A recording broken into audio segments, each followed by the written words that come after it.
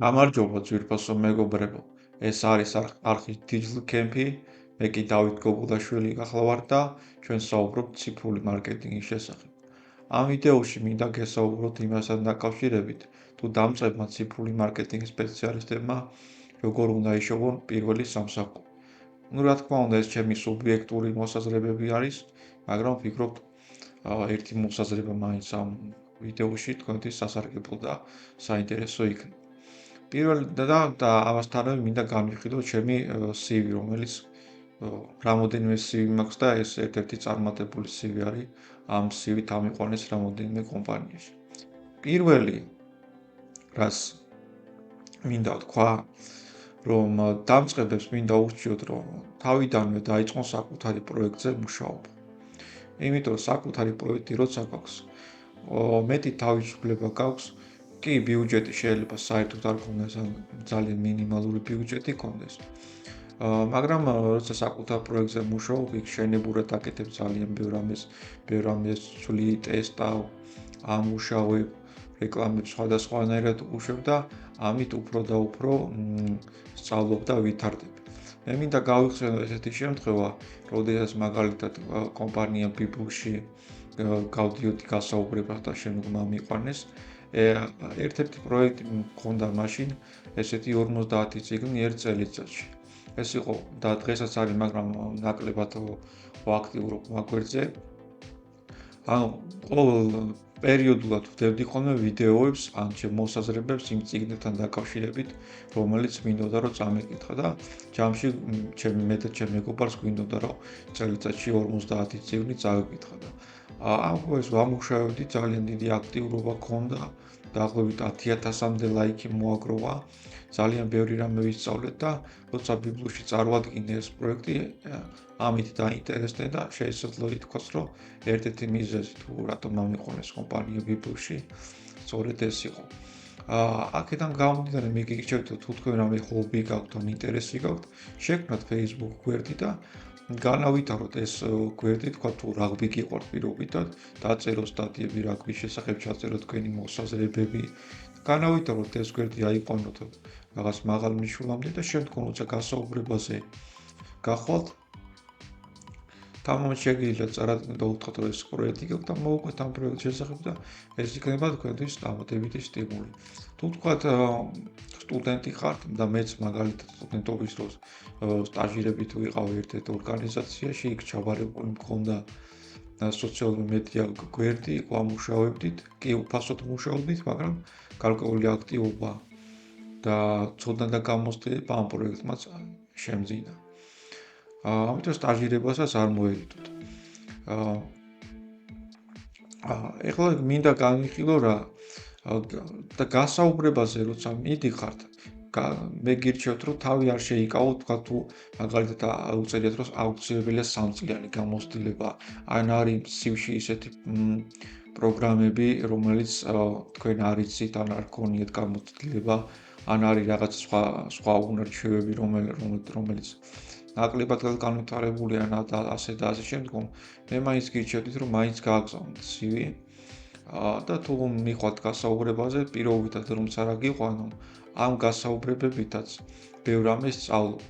მე გირჩევთ, რომ როცა მაგალითად გამოხვალთ გასაუბრებიდან, გააკეთოთ ანალიზი, თქვა რა შეგეშალათ, რას გაიტყოთ ის სწორად, მათ რა გითხრეს ისეთი, რაც შეიძლება მომავალში გაითვალისწინოთ და ასე შემდგომ, შეგეშინდებათ გასაუბრებებზე მისვლის და CV-ების გაგზავნის. და ეხლა მე როგორც ითვალე, ჩემი CV მინდა განვიხილო, რომელიც ერთ-ერთი წარმატებული არის, მე რამოდენიმე CV მაქვს და ცოცხლში გითხარით და მინდა რომ განვიხილო. პირველი არის ეს გარემოება, რომ მე გირჩევდით, რომ გააკეთოთ რამოდენიმე CV. და პოზიციის დასახელებიდან გამომდინარე. მაგალითად, თუ არის ციფრული მარკეტინგის სპეციალისტი, ძირითადი აქცენტი თქვენ CV-ში გააკეთეთ, რომ დაპოზიცირება გააკეთეთ, რომ ხართ ციფრული მარკეტინგის სპეციალისტი და იმის მაქვს მითითებული. თუ თქვათ, ვაკანსია არის სოციალური მედია მენეჯმენტზე, ხო? ამ შემთხვევაში ცალკე CV გააკეთეთ, რომელსაც აწყობთ როგორც სოციალური მედია მენეჯერი და კონკრეტულად ის უნარ-ჩვევები და პროექტები გამოყავით, რომელიც ასე თქვათ გაქვთ. CV ჩემი მოსაზრებით, ეხლა ეს სუბიექტური მოსაზრებებია, უნდა იყოს ერთგვერდიანი. იმიტომ რომ ძალიან ბევრი CV შედის HR-ს ჯობჯიზე, როცა განაცხადოს სტეპენ, შეიძლება დღეში ასობით განაცხადით შეუგდეს და აქედან გამომდინარე HR-ები CV-ს კითხულობენ ალბათ 10 წამში. თუ ამ 10 წამში რაღაცა ისეთი საინტერესო დააფიქსირდა და მოხდა თვალში, შემდგომ არის შანსი, რომ უკვე გასაუბრებაზე დაგიპარო. თუ CV არის ორგვერდიანი, სამგვერდიანი, რაღაც სხვა ძალიან ის დატვირთული არის. დატვირთული შეიძლება იყოს ერთი გვერდი, მაგრამ რამოდენიმე გვერდი თუ არის, ჩემი აზრით ეს ნაკლებად ეფექტური არის, ჩემი სუბიექტური აზრით. მე არის ახლა საუბარი თქვათ იმასთან დაკავშირებით, ფოტო უნდა იყოს თუ არა CV-ში. ჩემი ასევე სუბიექტური მოსაზრებით ფოტო მაინც უნდა იყოს CV-ში და აქვე დავსვენ იმას, რომ ფოტო არ უნდა იყოს თქვათ სელფით გადაღებული, ან რაღაცა პლიაჟზე წამოწოლილი და ისეთი ფოტოები არ უნდა იყოს. მეტნაკლებად კორპორატიულ სტილს უნდა შეესაბამებოდეს. მე გირჩევთ, რომ გამოიყენოთ ესე ვთქვათ ესკიზები და ურჩი აწყობილი CV არ გააგზავნოთ. მით უმეტეს, როცა სოციალურ მედიას ან ციფრულ მარკეტინგს ვეხებით, იქ ვიზუალს აქვს მნიშვნელობა, ციფრულ ვიზუალს აქვს მნიშვნელობა, როგორი იქნება.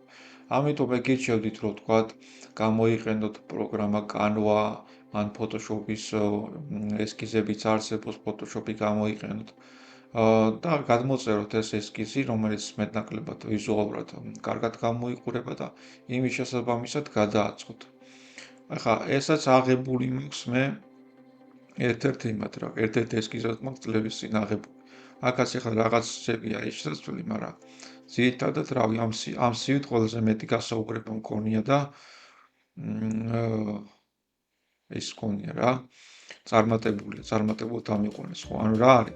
პირველი პროფილი ორი სიტყვით თქვენ შესახებ რომ უთხრათ ადამიანს რომ ვინ ახართ, რა ხართ და რატო არის მნიშვნელოვანი რომ მაინც თქვენ აგიყვანოთ, ხო?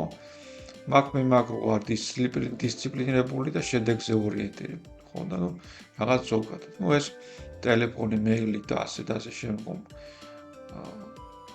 აუცილებელია, ხო? LinkedIn-ის გონაც ძალიან კარგია თუ LinkedIn-ი გააქვთ, იქ LinkedIn-ზე გადადიხართ და მე კიდე ცალკე ის არის მაგასაც მეტნაკლებად აქცევენ ყურადღებას, თუ სურვილი გაქვთ შეგიძლიათ დაიტანოთ თქვენი სოციალური მედია გვერდები, რაღაც პერიოდი მქონდა, მაგრამ მე ამოვიღე და მარტო LinkedIn-ი დავტოვე. განათლებაც ახლა როგორ არის, ანუ თუ ბაკალავრიატი გააქვთ, გავლილი თუ რაღაცა ის მნიშვნელოვანია. რომც არ გქონდეთ უმაღლესი განათლება დამთავრებული ან რომელიმე საფეხური, მაინც გააგზავნეთ. მე როგორც ვითხარით, არ არის აუცილებელი ყველა კომპონენტს ემთხვეოდეთ რა. შეიძლება თქვათ იქ სტაჟირება ახსენოთ ისეთი, რომელიც ორგანიზაციასთან თემატური არის, ან რაღაცა ონლაინ კურსი გაქვთ გავლილი, ესაც შეგიძლიათ ახსენოთ განათლებაში.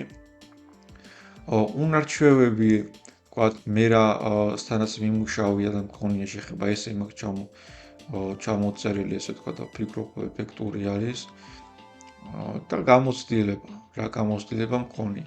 ეხლა მე როგორც ასეთი რო გითხრათ, ცოტა ვორჭოფობ რასთან დაკავშირებით, ამ CV-თან დაკავშირებით რა. გამოცდილება ეხლა ბევრი შეიძლება გქონდეს ადამიანს. მაგრამ თუ კომპანია, აი მაგალითად მე მაქვს დამფუძნებელი თქვათ ბლოგის საინტერესო და სასარგებლო უცხოურ რესურსის შესახებ, ხო? სხვადასხვა ერთ კომპანიაში აი ამ პროექტის გამო ამიყვანეს. მაგრამ გამოცდილებაში მაინც ჯობია რომ ჩაწეროთ ისეთი ტიპის გამოცდილება, რომელიც თემატური არის ამა თუ იმ კომპანიასთან. მაქსიმალურად ეცადეთ, რომ კი ცოტა წვალება შეიძლება მოგიწიოთ, მაგრამ აი კომპანიას სფეროს მოარგეთ ხოლმე თქვენი CV. აი მაგალითად მე როცა მეუნებიან, ხა ავტო კომპანიასთან არ მქონია მე შეხება, ხო, ჩემი ცხოვრებიდან გამომდინარე, მაგრამ აი მინტრის სტუდიაში მქონდა გამოცდილება, როცა ავტომობილების მიმართულებად ვემსახურებოდი რა. ამიტომ როცა გაქვთ გასაუბრება პირობითად რაღაცა რესტორანში, ხო? მნიშვნელოვანია, რომ რამდენიერ დააჩვენოთ და დაანახოთ ის, რომ სარესტორნო სფეროსთანაც გაქვთ გამოცდილება და შეხება. ეს ძალიან მნიშვნელოვანია. ხოლო ენების ფლობა და რეკომენდაციაც ძალიან კარგი რაღაცა არის თუ სივში ჩავხვდეთ. და ინტერესებიც რომ ადამიანი ხარ, ხო, ჩვეულებრივ. მე პირადად მიყვარს ინტერესების თვალიერება და ჩაწერილი მაქვს სივში, ხო. ну შეიძლება ცოტა არეული ის გამოვიდა, ვიდეო გამოვიდა, მაგრამ იმედი მაქვს, რომ ვთქვათ, ჩემი სივის გათვალისწინებით რაიმე სარგებელს მიიღებთ. შემდგომ ვიდეო გაკვეთილში უკვე მე მინდა ჩავწერო თვითონ ვაკანსიების შესახებ. თუ რა ვაკანსიები არსებობს, როგორ შეიძლება მათზე გაგზავნა, სად უნდა გავაგზავნოთ და სად არაჯობია გავაგზავნოთ და სად როგორი ტიპის ვაკანსია შეიძლება რომ შეგვდეს. დიდი მადლობა ყურადღებისათვის. დღეისათვის